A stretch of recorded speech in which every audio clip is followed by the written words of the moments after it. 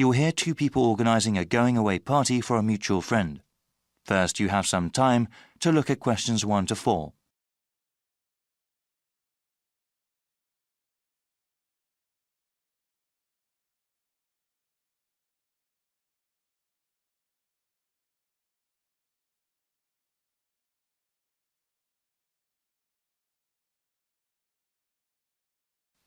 Now we shall begin. You should answer the questions as you listen because you will not hear the recording a second time. Listen carefully and answer questions 1 to 4.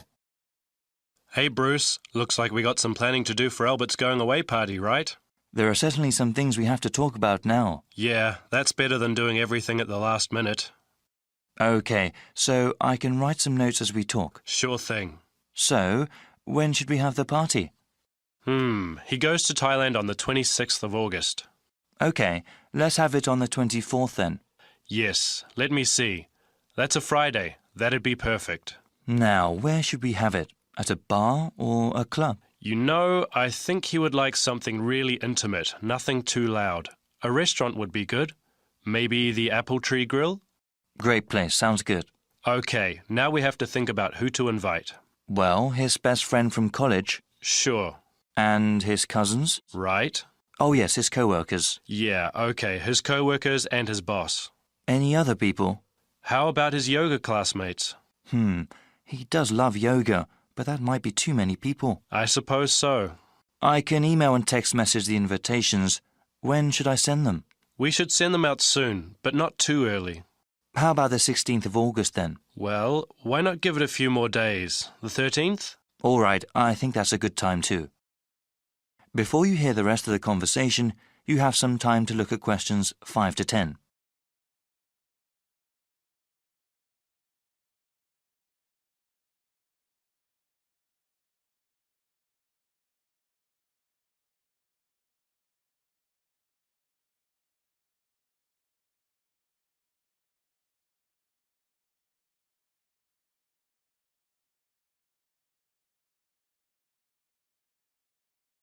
Now listen and answer questions 5 to 10. OK now, we have to think of a gift. Should we all get one? No, I was thinking we could all give money for the party and the gift. You know, something really nice. Yeah, that'd be better than getting him little things individually. I can ask for the money. Thanks for doing that. How much should we ask for? I think we should ask for maybe $15 each. Is that too much? No, not at all. He's going away for 2 years. That would give us about $150. That's a good amount. Yeah, well, I'm thinking we could get him something practical. Yes, especially since he's going abroad. Something he could use, something that's also portable. We could get him an article of clothing, perhaps, or maybe even a pair of shoes. Shoes are nice, but they might wear out easily, especially where he's going. Maybe a book light? A what? Yeah, he loves to read, and a book light would be very convenient when he travels. OK, that's one good gift idea. Did you write that down? Yep. Now, we need to think about reservations at the restaurant. Well, we should get their big banquet room, yeah? Yes, definitely. Should we ask the restaurant to prepare a buffet? Isn't that expensive? No, I don't think it is. A buffet dinner sounds cheaper than everyone ordering individual meals. Definitely. How about drinks? They can buy drinks themselves, or bring their own. OK. Yeah, it would cost too much if we bought drinks ourselves. Certainly. We have to ask someone to bring an MP3 player. The restaurant has speakers and we can hook it up for music. Sounds good. Actually, there is one more thing that I thought we should do since Albert is leaving for such a long time. What were you thinking of? Maybe we could have a slideshow of all the fun times we've had. That'll take a little bit of work, but I think it's a great idea. Actually, in the invitation, can you ask for some photos people have of him? Yeah, definitely. I can scan them or people can send me digital photos they have. All right. I'll tell them when I send out the invitations. Then I can make a little presentation. I can't wait to see his reaction. Yeah, especially that one picture where... That is the end of part 1. You now have half a minute to check your answers.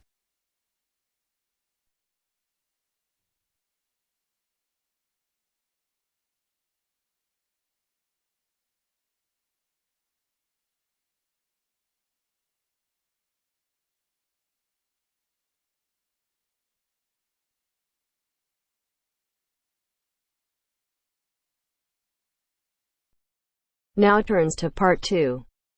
Part 2. You'll hear a man talking about living and working on Trinidad. First, you have some time to look at questions 11 to 15.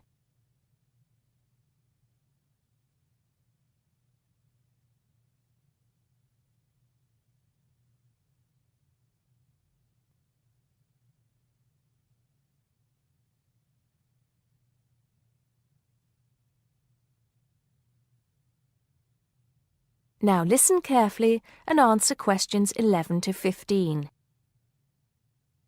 Hi, I'm Steve Pinfold, and I'm here today to tell you about my gap year, which I took about 20 years ago. Unlike many students these days who go travelling or get some work experience between school and university, I decided to do something completely different after finishing my degree. I applied to work for a charity organisation.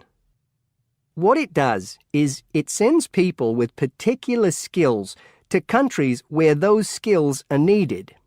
Apart from having some experience teaching English to summer school students, I didn't have any particularly useful skills, I thought, but luckily I was still accepted. I had to find the money for the flight, but you get free accommodation. I stayed with a family of 5. And you do get paid, but not much.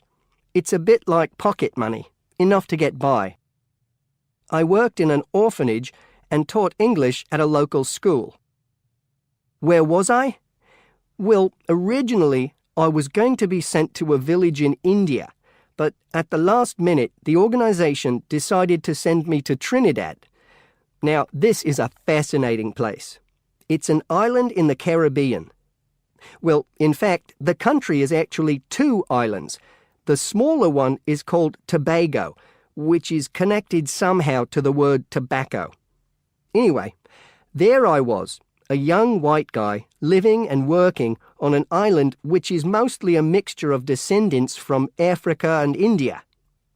The Africans were originally brought over as slaves, and the Indians came later as indentured workers. That means they agreed to come for a specific time, but many of them stayed. There are also some Trinidadians of Chinese and British origin, though the native inhabitants were basically wiped out by colonialization. I myself felt completely accepted and had the time of my life. The language everyone speaks is English, so there was no problem for me there, but some concepts don't quite translate.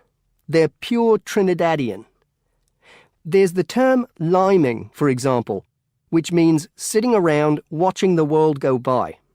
Also, there's the famous carnival, when the whole island is taken up in playing mass. For a whole month, around February or March, it depends when Easter is, everyone's busy preparing costumes, practicing calypsos, soca and steel pan music, and most importantly, partying. Before you hear the rest of the talk, you have some time to look at questions 16 to 20.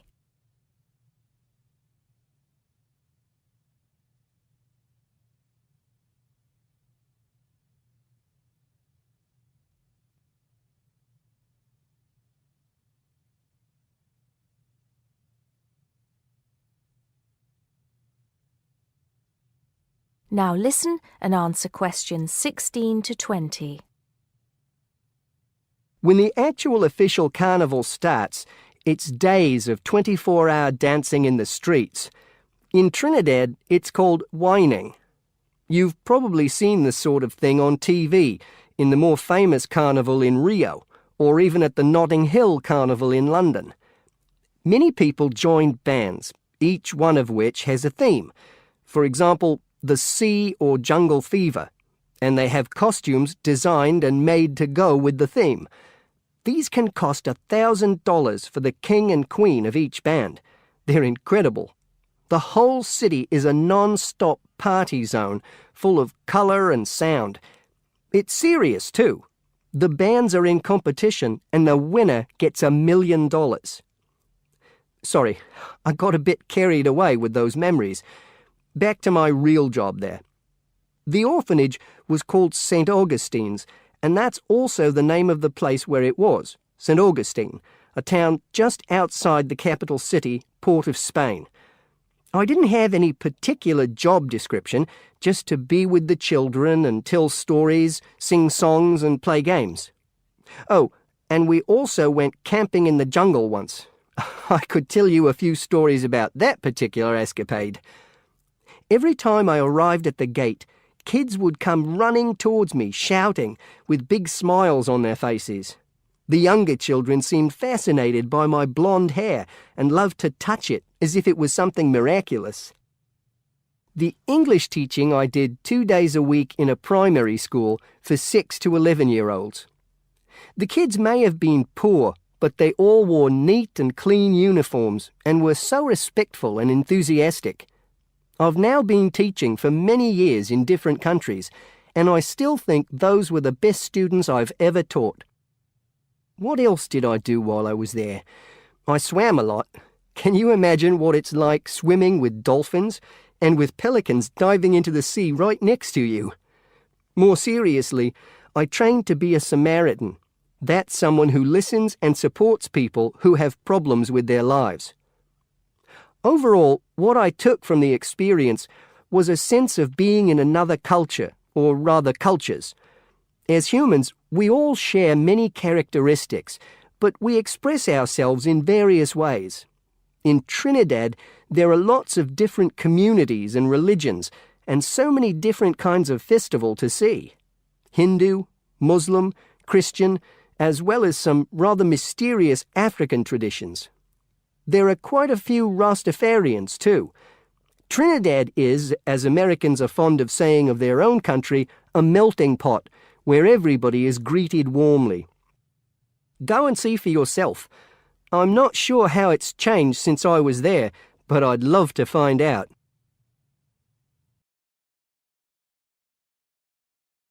That is the end of part 2. You now have half a minute to check your answers.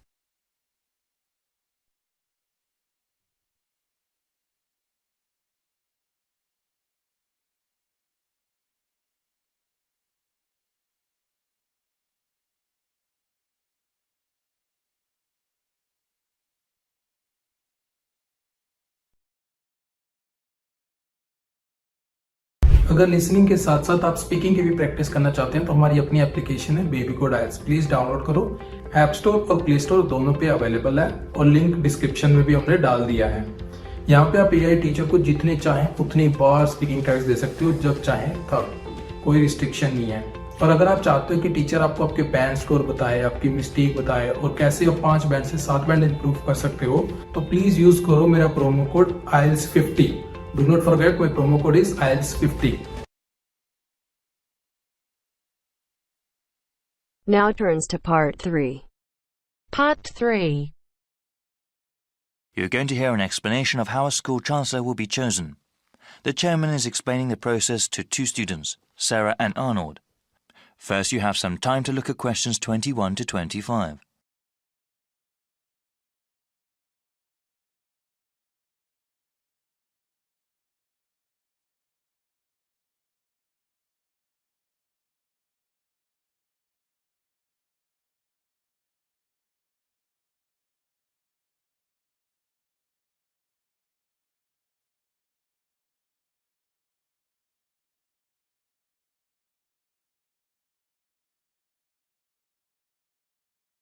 Now listen carefully and answer questions 21 to 25.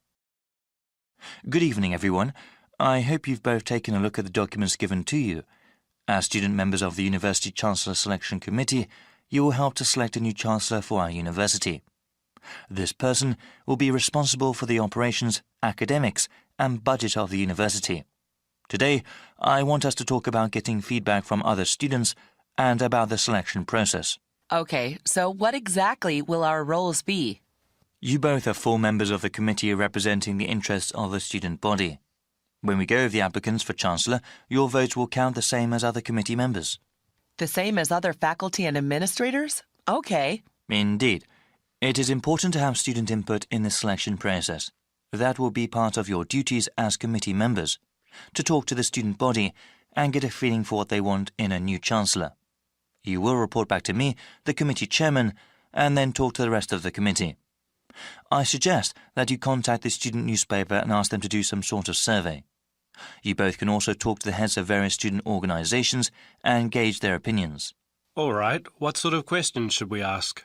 Well, if you know of any issues important to the student body as a whole, you can ask them about that. I know that there was a recent increase in student fees. Since the Chancellor is in charge of the budget process, he or she will certainly be involved with that.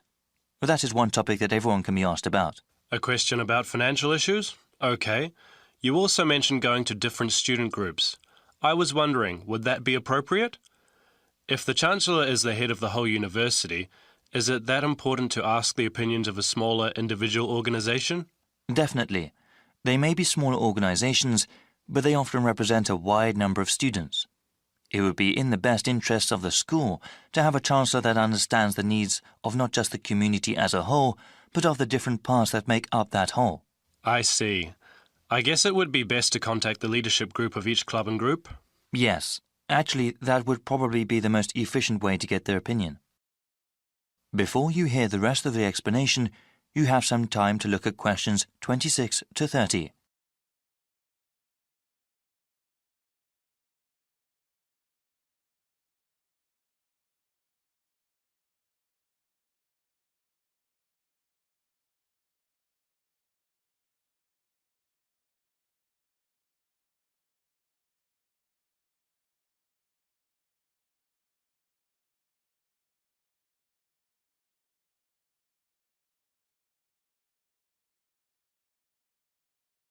Now listen and answer questions 26 to 30.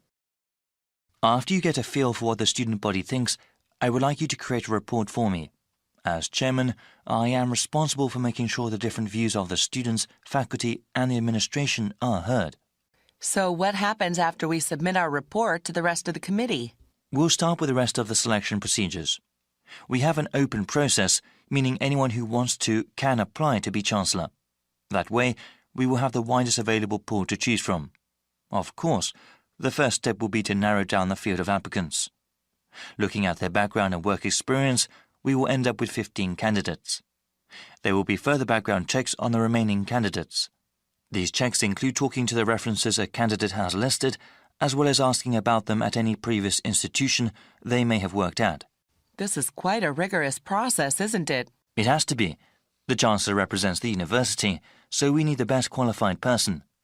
After the background checks, we will contact candidates and ask them to come in for an interview before the committee. I remember hearing that we'll also be sitting in on those interviews. It'll be difficult to think of good questions to ask all those candidates. Well, I think the committee as a whole will do that. Okay. That sounds like the best way. Yes, it's quite a rigorous interview process. Each candidate will have to come in a second time. The final 5 candidates will then be asked to come in a third time and actually interact with some of the community members here. After the committee chooses the finalist, that one name will be sent to the Board of Trustees to be approved. They will also go over the candidate's material before having an up or down vote on him or her. Then that person becomes the Chancellor of the university? It is good to have so many people working together on this. I'm sure we'll find a great Chancellor. Yes, actually there are many interesting stories about past selection committees. That is the end of part 3. You now have half a minute to check your answers.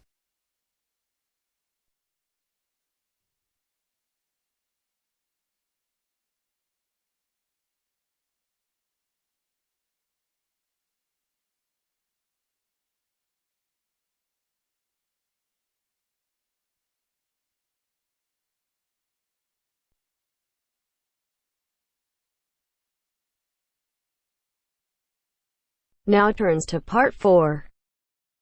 Part 4. You will hear a woman giving a talk at a popular science convention. She is describing research into artificial gills designed to enable humans to breathe underwater. Now you have some time to look at questions 31 to 40.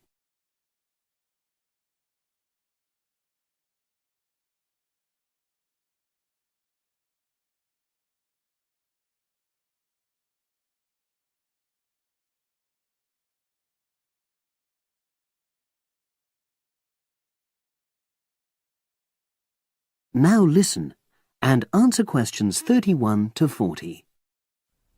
In my talk today, I'll be exploring the idea of artificial gills. I'll start by introducing the concept, giving some background and so forth, and then I'll go on to explain the technological applications, including a short, very simple experiment I conducted. Starting with the background. As everyone knows, all living creatures need oxygen to live. Mammals take in oxygen from the atmosphere by using their lungs, and fishes take oxygen from water by means of their gills, which of course in most fishes are located either side of their head. But human beings have always dreamt of being able to swim underwater like the fishes, breathing without the help of oxygen tanks. I don't know whether any of you have done any scuba diving, but it's a real pain having to use all that equipment. You need special training, and it's generally agreed that tanks are too heavy and big to enable most people to move and work comfortably underwater. So scientists are trying a different tack. Rather than humans carrying an oxygen supply as they go underwater, wouldn't it be possible to extract oxygen in situ, that is, directly from the water while swimming? In the 1960s, the famous underwater explorer Jacques Cousteau, for example, predicted that one day surgery could be used to equip humans with gills. He believed our lungs could be bypassed and we would learn to live underwater just as naturally as we live on land. But of course, most of us would prefer not to go to such extremes. I've been looking at some fairly simple technologies developed to extract oxygen from water, ways to produce a simple, practical artificial gill enabling humans to live and breathe in water without harm. Now, how scientists and inventors went about this was to look at the way different animals handled this. Fairly obviously, they looked at the way fishes breathe, but also how they move down and float up to the surface using inflatable sacs called swim bladders. Scientists also looked at animals without gills, which use bubbles of air underwater, notably beetles. These insects contrive to stay underwater for long periods by breathing from this bubble, which they hold under their wing cases.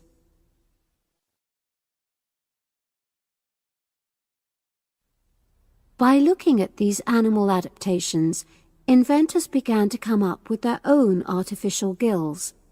Now, making a crude gill is actually rather easy, more straightforward. You take a watertight box, which is made of a material which is permeable to gas, that is, it allows it to pass through inwards and outwards.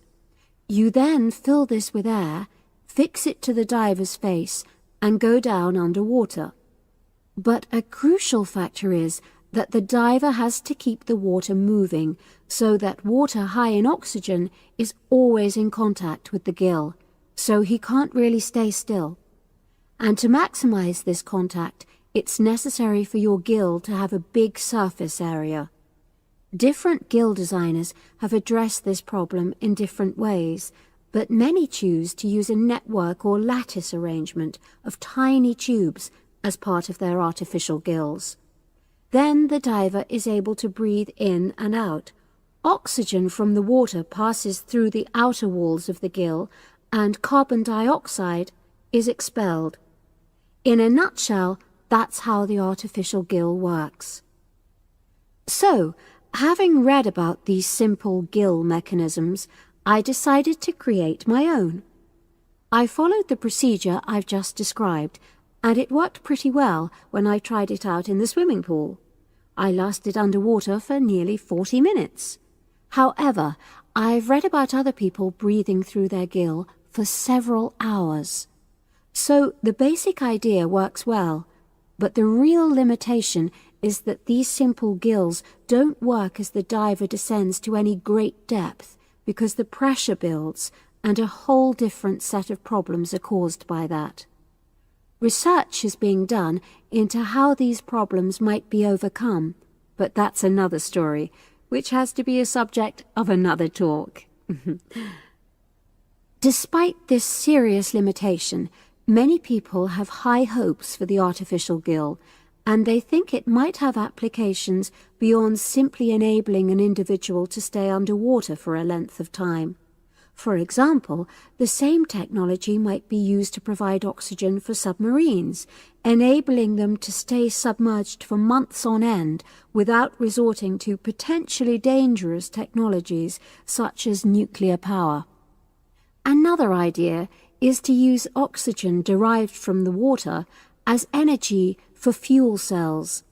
These could power machinery underwater, such as robotic devices. So, in my view, this is an area of technology with great potential. Now, if anyone has any questions, I'd be happy to answer. Yes, lady at the...